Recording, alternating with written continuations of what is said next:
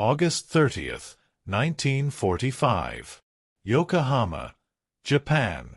The morning air is thick with the smell of scorched timber and the salt spray of the Pacific. On the horizon, the silhouettes of the U.S. Third Fleet emerge from the mist, gargantuan gray shapes that seem to dwarf the broken remains of the coastline. For the Japanese women standing in the hollowed-out shells of their neighborhoods, the silence is deafening. They have lived for years under the shadow of the honorable death of the 100 million, a national vow to resist until the last soul fell. Now, they watch as the first boots of the 11th Airborne Division strike the soil of the Atsugi airfield. The ground vibrates not with the explosions they have come to expect, but with the rhythmic mechanical hum of an industrial giant coming to rest. This moment was the realization of a nightmare 3 years in the making. Since the fall of Saipan and the firebombing of Tokyo, the civilian population had been fed a steady diet of existential dread. State-sponsored broadcasts warned that the arriving Yankee demons would bring only carnage and humiliation. Every woman in Yokohama had been instructed in the use of sharpened bamboo spears. Every child was taught that a glorious death was preferable to the touch of a foreign occupier. The historical weight of this day was immense, marking the first time in over a millennium that Japan had been successfully invaded and occupied. The psychological tension was a coiled spring, wound tight by the agony of a lost war and the terrifying mystery of what lay in those olive-drab trucks. The contrast between expectation and reality was immediate and jarring. These women had spent the last year subsisting on meager rations of sawdust-fortified bread and watery sweet potato vines. Their bodies were gaunt, their spirits brittle. They expected to see monsters. Instead, they saw young men with sun-reddened faces, leaning out of the cabs of massive Studebaker trucks, shouting greetings they could not understand. More shocking than the soldiers themselves was the hardware that accompanied them. The Americans arrived with a surplus of material wealth that defied the imagination of a starving nation. It was not just the guns or the tanks, but the secondary cargo, the mountains of wooden crates, the ice-chilled canisters, and the endless stream of provisions that seemed to suggest the Americans were not just here to occupy, but to rebuild. Among the rubble, a group of women watched as a transport sergeant hopped down from his vehicle, his uniform crisp and his movements radiating a casual, almost terrifying confidence. He did not reach for a weapon. Instead, he reached into a galvanized steel tub filled with melting ice and pulled out a dark, condensation-slicked glass bottle. To the Japanese onlookers, the sight was alien. They had seen sake and tea, but never this deep, amber-colored fluid that seemed to dance with internal energy. The soldier popped the cap, and the sharp, pressurized hiss echoed through the ruins, a sound of mechanical precision and cooling refreshment that cut through the humid heat. He offered the bottle to the nearest woman, a gesture of peace wrapped in the mystery of a foreign luxury. She looked at the bubbling liquid, then at the smiling boy from Ohio, her fear momentarily eclipsed by a profound, bewildered curiosity. This was the first spark of a cultural collision that would define the post-war era. The propaganda of the Japanese Empire had been a masterpiece of psychological conditioning, a wall of terror built brick by brick over a decade of militarism. For the women of the home front, the American was not a man, but a caricature of a beast, a kichiku-bei or oni, a demon that delighted in the desecration of the sacred Japanese spirit. They had been told that to fall into American hands was to invite a fate worse than the firestorms that had already leveled their cities. This systematic indoctrination was designed to ensure that the civilian population would serve as a final, suicidal barrier against the inevitable tide of the Allied advance. The fear was a cold, physical weight in their chests, manifesting as a tremor in the hands that clutched their children close as the first American convoys rumbled through the dusty, debris-strewn streets of the port cities. In the months leading up to the surrender, the national spiritual mobilization had reached its fever pitch. Women were organized into neighborhood associations, drilled in firefighting and first aid, and told that the purity of Japan rested on their refusal to yield an inch of their dignity to the invaders. The expected reality was one of mass executions and forced labor. They looked at the young paratroopers and infantrymen, expecting to see the predatory eyes of conquerors. Instead, they were met with a baffling, almost offensive nonchalance. The American soldiers did not move like an army of occupation. They moved like tourists in a land they had already forgotten they were at war with. They lounged against their jeeps, smoked Lucky Strikes, and tossed chocolate bars to wary orphans. This dissonance created a profound psychological crisis for the Japanese onlookers. The demons were laughing, and worse, they were offering gifts. This historical moment was more than a military transition. It was the collapse of a centuries-old worldview. The emotional contrast was sharpest when the Americans began to establish their supply depots and field kitchens. The Japanese, who had lived for years under the "luxuries are the enemy" slogan, watched as the conquerors unpacked items that seemed like relics from a lost civilization. There were white breads, canned meats, and the mysterious cold beverages that rattled in the backs of the trucks.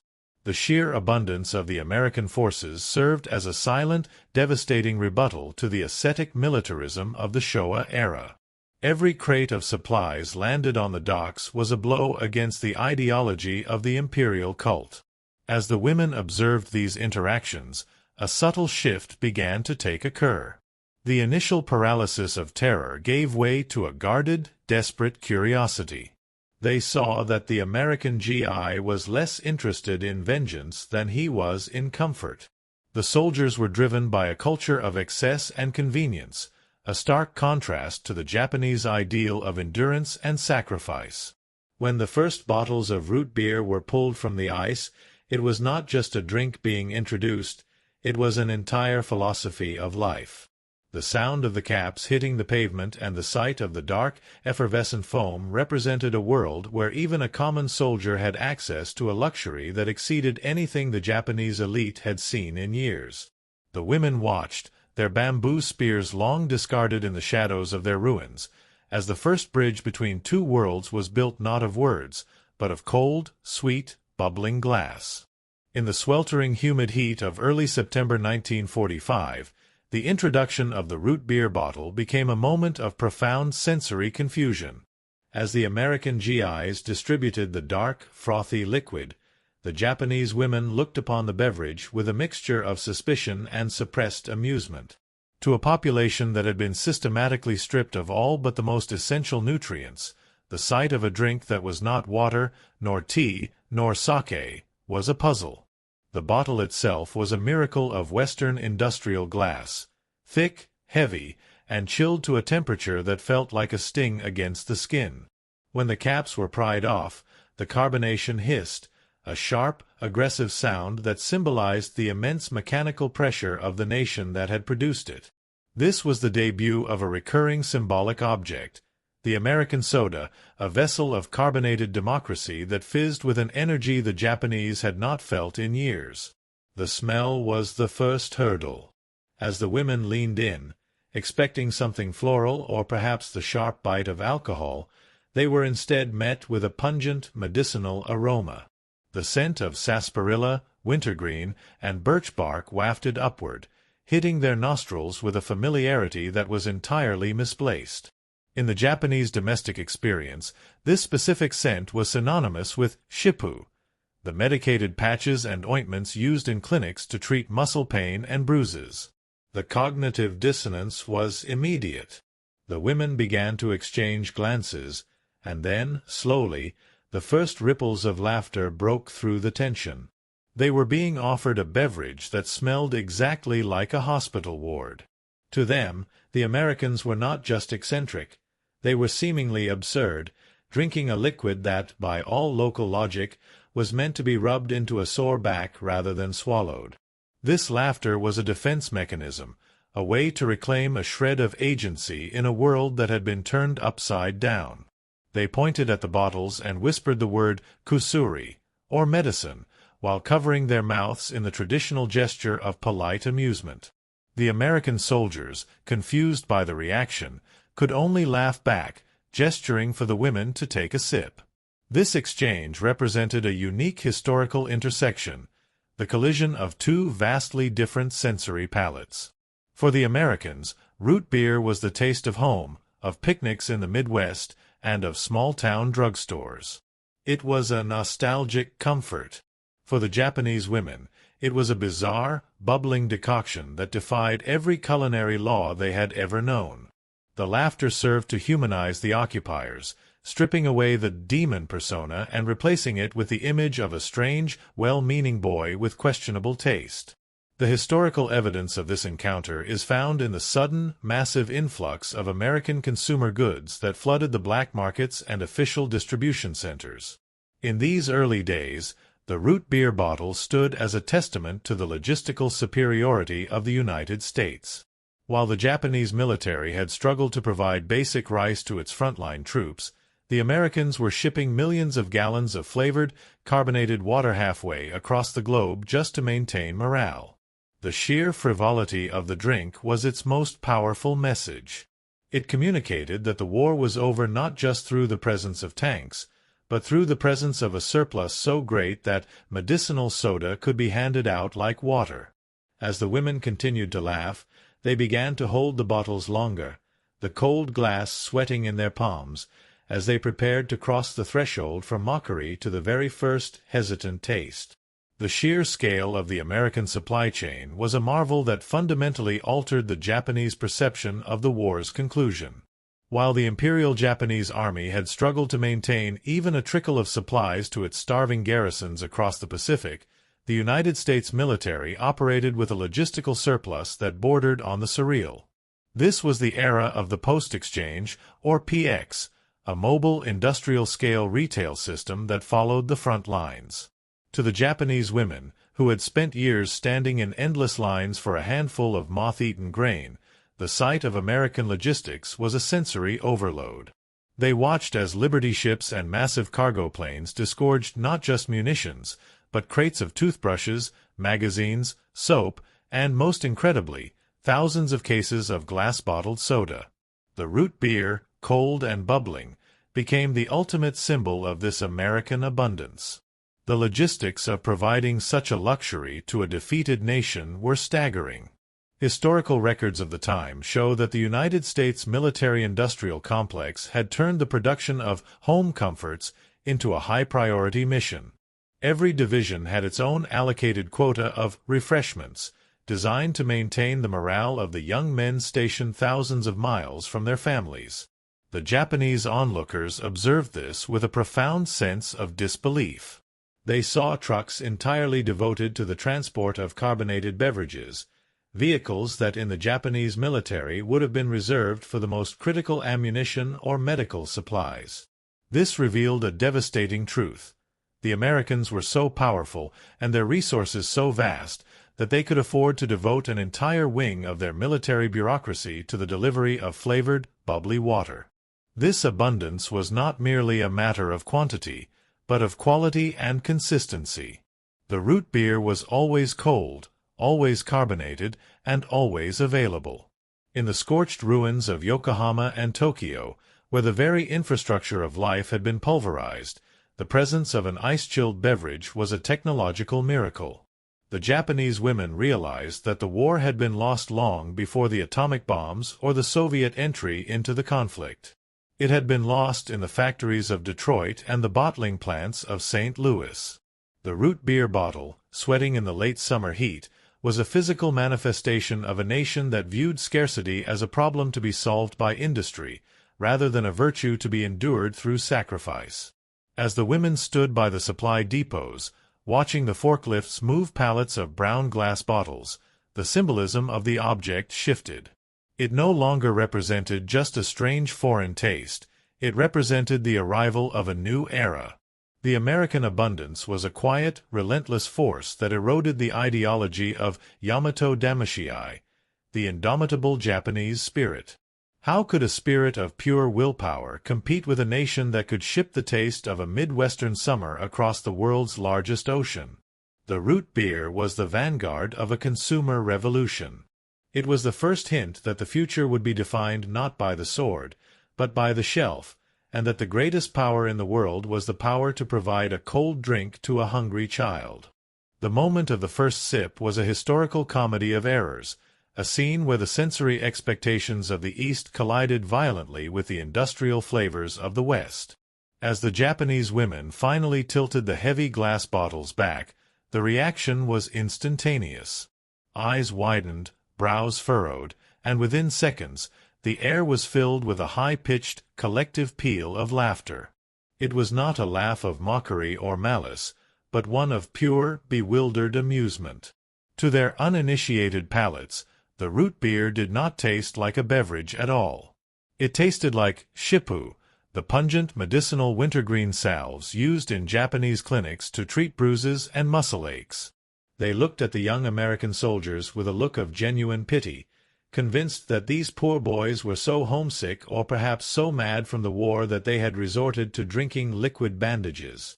This medicine laugh became a defining feature of the early occupation social landscape. Factual accounts from the period describe how the term kusuri nomi, or medicine drinker, became a playful nickname for the GIs in certain neighborhoods. The women would mimic the act of rubbing their shoulders or backs whenever they saw an American popping a bottle of root beer, a pantomime that bridged the linguistic divide through shared humor. The irony was profound. The Americans viewed this drink as the pinnacle of sweet, carbonated comfort, while the Japanese saw it as a bizarre chemical decoction. This disconnect highlighted the vast cultural chasm that the occupation had to bridge. The root beer was a symbolic object of American democracy, but in this specific moment it was an object of absurdity, a bubbling, dark fluid that seemed to embody the chaotic, unpredictable nature of the New World Order. However, beneath the laughter lay a deeper, more serious transformation. While they mocked the flavor, they could not ignore the physical effects. In a country where sugar had been a vanished luxury for years, the high sucrose content of the American soda provided an immediate, visceral rush of energy. The women, many of whom were suffering from chronic fatigue and the early stages of malnutrition, felt the medicinal drink working in a way that actual medicine never could. It was a caloric explosion, a liquid fuel that invigorated their weary bodies. The laughter began to soften as the biological reality of the drink's benefits started to take hold. They were experiencing, for the first time, the aggressive sweetness of the West, a flavor profile that was as bold and uncompromising as the military force that had introduced it. The laughter also served to deconstruct the terrifying image of the Yankee demon. It is difficult to maintain a state of existential terror toward a man who is standing in the middle of a ruined street, covered in dust, happily drinking something that smells like a doctor's office. The absurdity of the root beer humanized the occupiers in a way that no official decree could. It transformed the Americans from a faceless, invincible force into a group of strange, eccentric individuals with bizarre habits. As the women passed the bottles among themselves, their laughter became a bridge. They were no longer just the conquered and the conqueror. They were people sharing a moment of sensory confusion.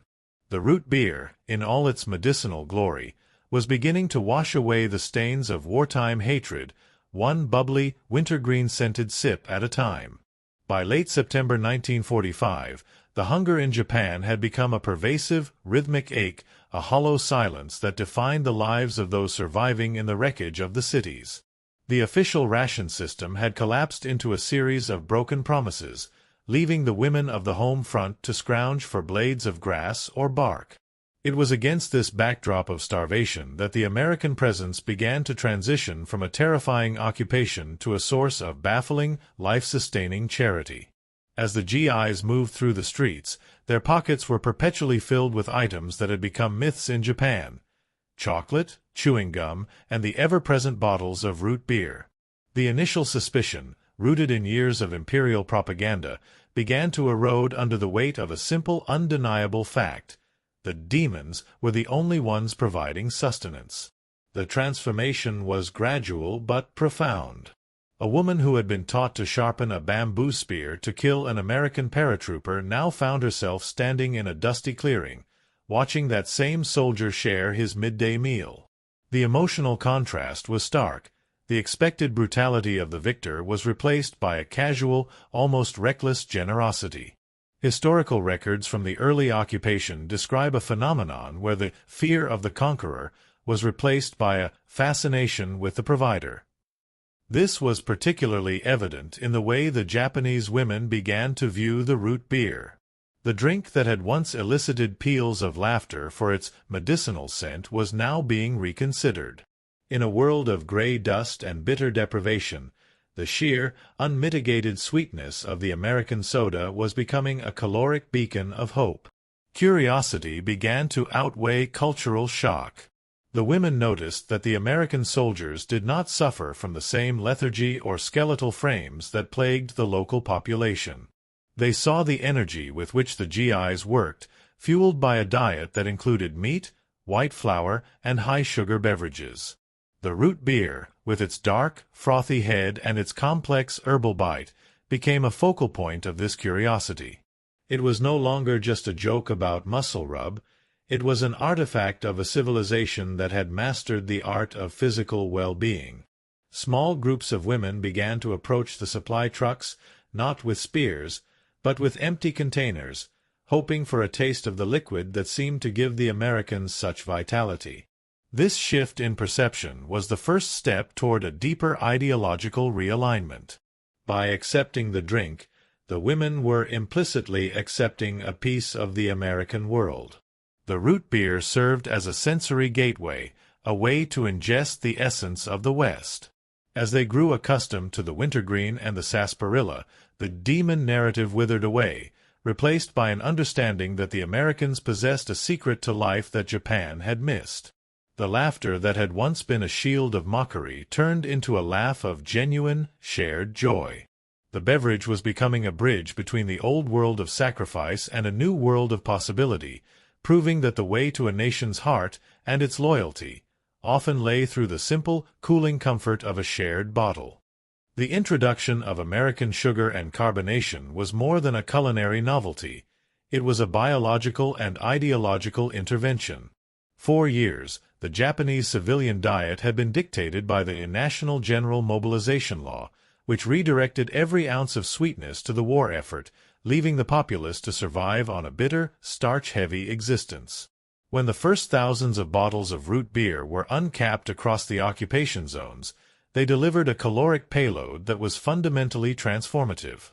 Historical data from the time indicates that the average Japanese civilian was consuming fewer than 1,200 calories a day by the summer of 1945. Into this void of exhaustion stepped the American liquid bread.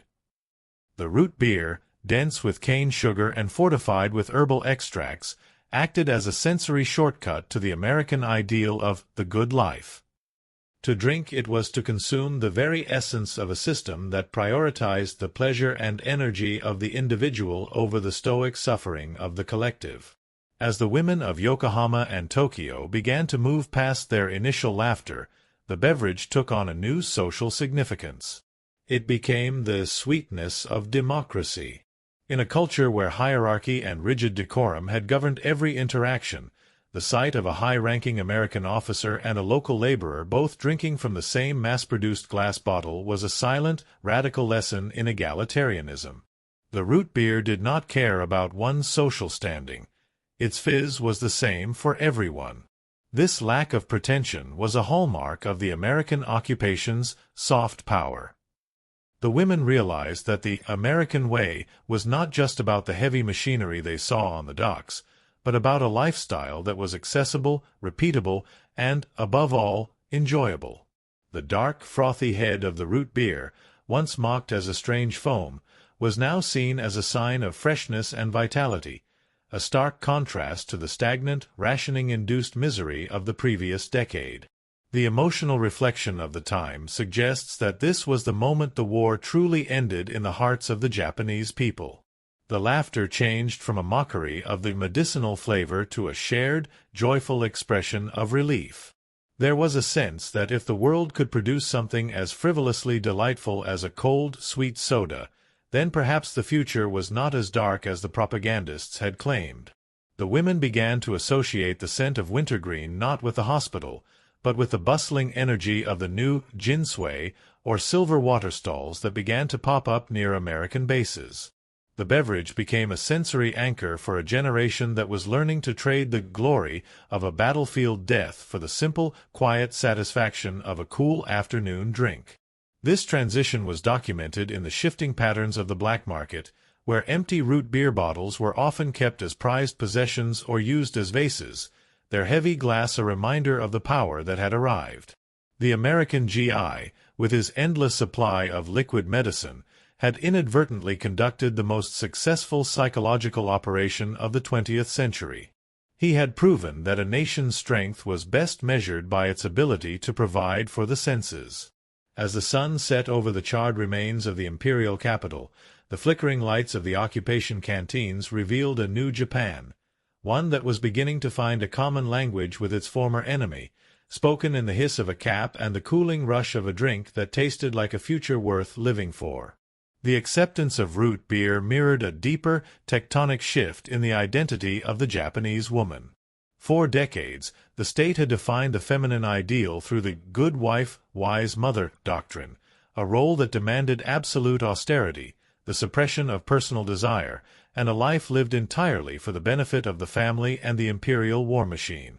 To seek pleasure, or even a moment of cooling refreshment, had been framed as a betrayal of the soldiers dying in the jungles of Burma or the caves of Iwo Jima. However, as the occupation took hold and the first bottles of American soda became commonplace, that rigid structure began to fracture. By choosing to drink the medicinal brew, the women were not just satisfying a physical thirst. They were engaging in a small, quiet act of rebellion against the years of forced deprivation. They were reclaiming the right to have a preference, to experience a sensation that was entirely unnecessary for survival but vital for the spirit. This transformation was facilitated by the very nature of the American presence. The GI, with his relaxed posture and his pockets full of sweets, represented a masculinity that was not based on the threat of violence or the demand for subservience. The women observed how the Americans treated leisure, not as a sin, but as a reward for work. The root beer was the primary catalyst for this realization. It was a product designed for the individual's enjoyment, a concept that was fundamentally at odds with the collective sacrifice of the Showa era. As they grew accustomed to the bold, wintergreen sting and the sugary finish, the women found themselves gravitating toward other aspects of Western modernity. The drink was the vanguard for lipstick, nylon stockings, and the newfound freedom to walk in public without the weight of an oppressive moral police. The medicine had successfully cured more than just their exhaustion. It had begun to dissolve the invisible chains of a feudal past. Historical observations of this period note a significant change in the social landscape of Japanese cities. The rubble-strewn street corners, once places of desperate mourning, were becoming hubs of a nascent consumer culture. Women were the primary drivers of this change. They were the ones negotiating with the supply sergeants, managing the household budgets in a hyperinflationary economy, and deciding which Western habits were worth adopting. The root beer bottle, held firmly in hands that had recently been blisters from manual labor, became a symbol of this newfound agency. It represented a world where a woman could stand in the sun, pop a metal cap, and enjoy a moment of cold, effervescent independence. The laughter that had greeted the first sip had evolved into a confident smile, the smile of a person who was no longer just a subject of an empire, but a participant in a global, modern identity. This shift in identity was not merely a superficial imitation of American culture. It was a synthesis, a way for the Japanese people to process the trauma of defeat by incorporating the strengths of the victor. The women recognized that the power of the United States lay in its ability to turn luxury into a common right. By embracing the flavors of the occupation, they were signaling their readiness to join a world defined by trade, industry, and the pursuit of happiness. The root beer, once an alien decoction that smelled of clinical salves, had become a familiar companion in the struggle to rebuild. It was the taste of a future where the home front was no longer a battlefield, but a place of rest, and where the identity of a woman was defined not by what she could endure, but by what she could choose to enjoy. By October 1945, the scorched plazas and makeshift markets of Japan's major cities had transformed into a sprawling tapestry of human interaction. The beverage that had once been the target of high-pitched mockery was now a common currency of the streets. Root beer had become a literal bridge, a dark, effervescent liquid that dissolved the remaining barriers of the wartime era. In the bustling ginsui stalls that lined the thoroughfares near American administrative centers, Japanese women stood side by side with young soldiers from Iowa and New Jersey. The language barrier, once an insurmountable wall of silence and fear, was navigated through the universal lexicon of the senses. A nod toward an ice-filled tub, the shared hiss of a carbonated seal, and the mutual recognition of a flavor that had successfully crossed the Pacific. The drink was the centerpiece of a new informal diplomacy, one conducted not by politicians in suits, but by ordinary people seeking a moment of respite in a world that was learning to breathe again. The physical presence of the root beer bottle served as a constant reminder of the logistical miracle that had won the war. It was a shared artifact of a global transition. For the Americans, sharing a drink was an act of normalcy, a way to project the casual, confident ease of a victor that did not need to rely on the bayonet to maintain order. For the Japanese women, accepting the drink was an act of survival that had blossomed into an act of cultural synthesis. They no longer winced at the medicinal scent of wintergreen. Instead, they welcomed it as a sign of freshness and vitality.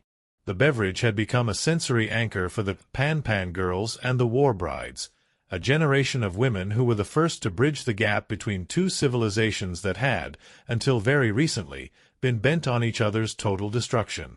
The common ground was found in the cooling rush of a sugar-laden beverage, a simple pleasure that made the complexities of geopolitical realignment feel manageable. Historical accounts of the period describe these street scenes as a bubbling energy, a phrase that captured both the carbonation of the sodas and the spirit of a rebuilding nation. The root beer was the lubrication for 1,000 small conversations.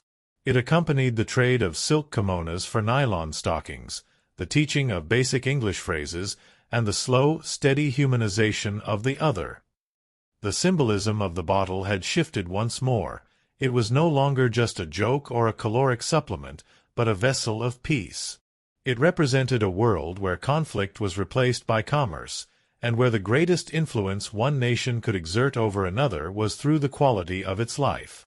The dark, frothy foam that had once been viewed with such skepticism was now a familiar sight, a tiny, temporary monument to the idea that two peoples could find harmony in the most unexpected of places, the bottom of a cold, sweet glass. This shared experience was the bedrock upon which the new, democratic Japan was built. The women, who had been the most resilient element of the home front, were now the most enthusiastic adopters of the new world. They recognized that the American soda was a promise of a future that was not defined by the bitter herbs of sacrifice, but by the sweet, bold flavors of a global community. As they stood in the ruins of their former lives, holding the heavy glass bottles that sweated in the afternoon sun, they were partaking in a communion of the senses. The laughter that had characterized their first encounter with root beer had not disappeared, it had merely changed its tone. It was no longer the laughter of the confused, but the laughter of those who had discovered that the medicinal drink of their enemies was, in fact, the very taste of their own liberation. The decade that followed the surrender of 1945 saw the rapid reconstruction of a nation, but the most enduring changes were those that took place within the quiet, daily habits of its people. The Japanese women who had stood in the ruins of Yokohama, clutching their bamboo spears and laughing at the medicinal scent of American soda, became the architects of a modern, consumer-driven society. The root beer, once a bizarre artifact of an invading force, was the first herald of a profound historical truth. that the ideology of scarcity and sacrifice cannot long survive when confronted by the reality of abundance and joy. The laughter of those women was the sound of a wall crumbling, a wall built by militarists to keep the world out. When they finally accepted the dark, bubbling liquid, they were not just tasting a beverage. They were swallowing the idea that life could be sweet, that comfort was not a sin, and that a former enemy could become a provider of peace. The legacy of that first sip is etched into the very fabric of contemporary Japan. The sensory memory of the occupation, the hiss of the carbonated seal, the sting of wintergreen, and the heavy weight of cold glass, serves as a poetic reflection on the nature of freedom. It reveals that the most powerful weapon in the American arsenal was not the atomic bomb, but the sheer, overwhelming generosity of its industrial output. The root beer was a symbolic object of a democracy that understood that a satisfied population is a stable one. It proved that the true conquest of a nation happens not through the destruction of its cities, but through the transformation of its desires. The women who once mocked the medicine drink eventually passed that taste down to their children, turning a foreign curiosity into a domestic staple, and in doing so, they ensured that the bitterness of war would be forever washed away by the effervescent promise of a shared future. Today, the scent of sarsaparilla and wintergreen no longer evokes the sterile halls of a military hospital in the minds of the Japanese. It evokes the vibrant, neon-lit streets of a country that rose from the ashes to become a global leader in innovation and culture. The historical journey from the medicine laugh to a genuine love for the American flavor is a testament to the resilience of the human spirit and its capacity for reconciliation. It is a reminder that even in the darkest hours of a global catastrophe, a simple act of sharing a drink can ignite a spark of understanding that eventually illuminates an entire nation. The root beer bottle remains a quiet monument to that transition, a glass vessel that once held the liquid medicine of a conqueror and now holds the history of a people who chose to trade the sword for the bottle, and the silence of fear for the laughter of a free and abundant life.